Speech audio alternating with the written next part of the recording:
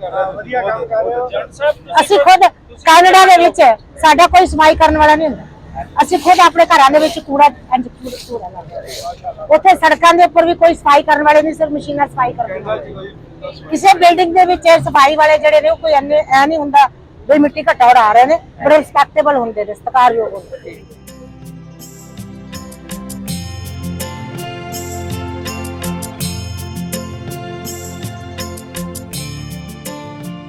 हाँ ਵੀਰੇ ਤੁਸੀਂ ਇੱਥੇ ਖੜੇ ਹੋ, ਅਸੀਂ ਉੱਥੇ ਪਿੱਛੇ ਖੜੇ ਸੀਗੇ ਤੇ ਤੁਸੀਂ ਆਪਣਾ ਝਾੜੂ ਰੋਕ ਲਿਆ ਕਿਉਂ?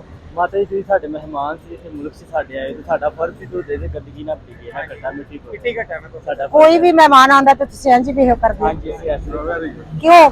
ਕੀ ਤੁਹਾਡੇ ਦਿਲ ਚ ਆਉਂਦਾ? ਸਾਡੇ ਦਿਨ ਚ ਇਹ ਆਉਂਦਾ ਵੀ ਤੁਹਾਡੇ ਦੇ ਯਾਨੀ ਕਿ ਘਟਾ ਮਿੱਟੀ ਨਾ ਪਵੇ, ਤੁਸੀਂ ਆਪਣਾ ਯਾਨੀ ਕਿ ਰਾਹ ਜਾਰੀ ਖੜੇ ਵੀ ਤੇਰਾ ਲੈ ਰਹੇ ਤਾਂ ਮੈਨੂੰ ਤੇ ਮਾਣ ਹੈ ਤੇ ਜਿਹੜੇ ਲਾਹੌਰ ਨੂੰ ਅਸੀਂ ਸਾਫ਼ ਦੇਖਣਾ ਚਾਹੁੰਦੇ ਹਾਂ, ਜਿਹੜੇ ਸਾਰੇ ਪਾਕਿਸਤਾਨ ਤੇ ਹਿੰਦੁਸਤਾਨ ਨੂੰ ਸਾਫ਼ ਦੇਖਣਾ ਚਾਹੁੰਦੇ ਆ, ਤੇ ਕਈ ਵਾਰੀ ਬੜਾ ਮਨ ਕਰਚਦਾ ਵੀ ਹਾਏ ਇੰਨੀ ਗੰਦਗੀ ਹੈ। ਤੁਸੀਂ ਤੇ ਉਹਨੂੰ ਸਾਫ਼ ਕਰਨ ਵਾਲੇ, ਤੁਹਾਡਾ ਤੇ ਸਾਡਾ ਸਿਰ ਝੁਕਣਾ ਚਾਹੀਦਾ ਤੁਹਾਡੇ ਪੈਰਾਂ ਦੇ। ਨਹੀਂ ਵੱਡੇ ਹੋ ਹੈ ਵਾਹਿਗੁਰੂ ਆਪਣੀ ਬਹੁਤ ਉੱਚੇ ਹੋ ਤੁਸੀਂ, ਬਹੁਤ ਉੱਚੇ। ਪਰਮਾਤਮਾ ਤੁਹਾਨੂੰ ਕੱਢੀਆਂ ਕਰਾਂ ਰੱਖੇ। ਵਧੀਆ ਕੰਮ ਕਰ ਰਹੇ ਹੋ, ਵਧੀਆ ਕੰਮ ਕਰ ਰਹੇ ਹੋ ਜੱਟ ਸਾਹਿਬ। ਅਸੀਂ ਖੁਦ ਕੈਨੇਡਾ ਦੇ ਵਿੱਚ ਸਾਡਾ ਕੋਈ ਸਫਾਈ ਕਰਨ ਵਾਲਾ ਨਹੀਂ ਹੁੰਦਾ। ਅਸੀਂ ਖੁਦ ਆਪਣੇ ਘਰਾਂ ਦੇ ਵਿੱਚ ਕੂੜਾ ਕੂੜਾ ਲਾਉਂਦੇ। ਉੱਥੇ ਸੜਕਾਂ ਦੇ ਉੱਪਰ ਵੀ ਕੋਈ ਸਫਾਈ ਕਰਨ ਵਾਲੇ ਨਹੀਂ, ਸਿਰਫ ਮਸ਼ੀਨਾਂ ਸਫਾਈ ਕਰਦੀਆਂ। ਕਿਸੇ ਬਿਲਡਿੰਗ ਦੇ ਵਿੱਚ ਸਫਾਈ ਵਾਲੇ ਜਿਹੜੇ ਨੇ ਕੋਈ ਐ ਨਹੀਂ ਹੁੰਦਾ ਵੀ ਮਿੱਟੀ ਘੱਟਾ ਉਡਾ ਰਹੇ ਨੇ, ਬੜੇ ਰਿਸਪੈਕਟੇਬਲ ਹੁੰਦੇ ਨੇ, ਸਤਿਕਾਰਯੋਗ ਹੁੰਦੇ ਨੇ। ਉੱਥੇ ਇੱਜ਼ਤ ਵਾਲਾ ਕੰਮ ਹੈ ਜੱਟ ਸਾਹਿਬ। ਇੰਜ ਦੇਖਿਆ ਜਾਂਦਾ ਜਿਵੇਂ ਉਹਨਾਂ ਨੇ ਆਪਣਾ ਐਕਸਪੀਰੀਅੰਸ ਸ਼ੇਅਰ ਕੀਤਾ। ਮਾਈਕ ਤੁਹਾਡੇ ਕੋਲ, ਤੁਸੀਂ ਜੱਟ ਸਾਹਿਬ ਦੇ ਨਾਲ ਰਹੋ, ਇੱਥੇ ਬੋਲ ਲੈਣਾ। ਤੁਹਾਨੂੰ ਕਿਵੇਂ ਦਾ ਲੱਗਿਆ ਅੱਜ ਦਾ ਇਹ ਜੋ ਇਹ ਕਰ ਰਹੇ ਸੀ, ਇਹ ਪ੍ਰੈਕਟਿਸ ਕੀਤੀ? ਅੱਜ ਜਦੋਂ ਅਸੀਂ ਲਾਹੌਰ ਦੇ ਵਿੱਚ ਘੁੰਮਦੇ ਹੋਇਆ ਇੱਥੇ ਪੰਜਾਬ ਯੂਨੀਵਰਸਿਟੀ ਦੇ ਕੈਂਪਸ ਦੇ ਅੱਗੇ ਆਏ ਆ ਤੇ ਐਲਫਰਡ ਵੂਲਨਰ ਦੇ ਬੁੱਤ ਦੇ ਅੱਗੇ ਅਸੀਂ ਉਹਨਾਂ ਦੀ ਤਸਵੀਰ ਲੈ ਰਹੇ ਸੀ, ਤਾਂ ਕੋਲ ਇਹ ਆਪਣੇ ਸਫਾਈ ਕਰਮਚਾਰੀ ਜਿਹੜੇ ਇਧਰੋਂ ਸਫਾਈ ਕਰਦੇ ਹੋਏ ਆਏ। ਸਾਨੂੰ ਵੇਖ ਕੇ ਇਹਨਾਂ ਨੇ ਆਪਣੀ ਗੱਡੀ ਇੱਥੇ ਹੀ ਖਿਲਾਰ ਦਿੱਤੀ ਤੇ ਇੱਥੇ ਖੜੇ ਹੋ ਗਏ ਸਾਡੇ ਤੋਂ ਕੋਈ 20-25-30 ਫੁੱਟ ਤੇ। ਇਹਨਾਂ ਦਾ ਅਸੀਂ ਇਹਨਾਂ ਨੂੰ ਪੁੱਛਿਆ ਵੀ ਤੁਸੀਂ ਆਪਣਾ ਕੰਮ ਕਰਨੋਂ ਕਿਉਂ ਰੋਕ ਗਏ? ਇਹ ਕਹਿੰਦੇ ਜੀ ਅਸੀਂ ਤੁਸੀਂ ਸਾਡੇ ਮਹਿਮਾਨ ਜੇ ਤੇ ਅਸੀਂ ਨਹੀਂ, ਸਾਡਾ ਮਨ ਨਹੀਂ ਕੀਤਾ ਕਿ ਅਸੀਂ ਸਾਡਾ ਕੋਈ ਘੱਟਾ ਮਿੱਟੀ ਜਿਹੜਾ ਹੈਗਾ ਉਹ ਤੁਹਾਡੇ ਉੱਤੇ ਪਵੇ। ਇਹ ਬੜੀ ਵਧੀਆ ਸੋਚ ਇਹਨਾਂ ਦੀ, ਬਹੁਤ ਵਧੀਆ ਕੰਮ ਕਰ ਰਹੇ ਆ। ਲਾਹੌਰ ਦੇ ਵਿੱਚ ਜਿਹੜੀ ਸਾਫ਼ ਸਫਾਈ ਅਸੀਂ ਵੇਖਦੇ ਹਾਂ ਉਹ ਇਹਨਾਂ ਦੀ ਬਦੌਲਤ ਆ ਤੇ ਇਹਨਾਂ ਨੂੰ ਸਲਾਮ ਹੈ ਜੀ ਇਹਨਾਂ ਦੀ। ਜਿੰਦਰ ਸਾਹਿਬ ਤੁਸੀਂ ਕੋਈ ਸ਼ਾਰਟਲੀ ਕੀ ਕਹਿਣਾ ਚਾਹੋਗੇ? ਮੈਂ ਤੇ ਇਹੀ ਕਹਿਣਾ ਚਾਹਾਂਗਾ ਮਾਈਕ ਉੱਪਰ ਕਰੋ। ਬੱਚੋ ਏਦਾਂ ਹੀ ਸਫਾਈ ਕਰਦੇ ਰਹਿਣਾ ਤਾਂ ਹੀ ਕਿਸੇ ਦੇਸ਼ ਦੀ ਤਰੱਕੀ ਹੁੰਦੀ ਆ।